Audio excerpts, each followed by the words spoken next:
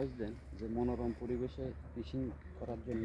দেখা যাক আজকে কে কত বড় মাছ পায়। এখানে আছে আলমগীর সাহেব। আলমগীর, আজকে কি তুমি পুঁটি মাছ নিয়ে ধরবে না? এই মাছ, আল্লাহ, আলমগীর কি পাইছে দেখা যাক। কি দেখা যাক, আসেনি? হ্যাঁ, ওইতো না এটা যদি না পায় খবর আছে তোমার। জোরে টানো। দেখা যাক কি পাওয়া যায়। আলমগীর সাহেব আছে ছোট। আরে শিং মাছ দেখা যাক। বিসমিল্লাহ হয়ে গেছে।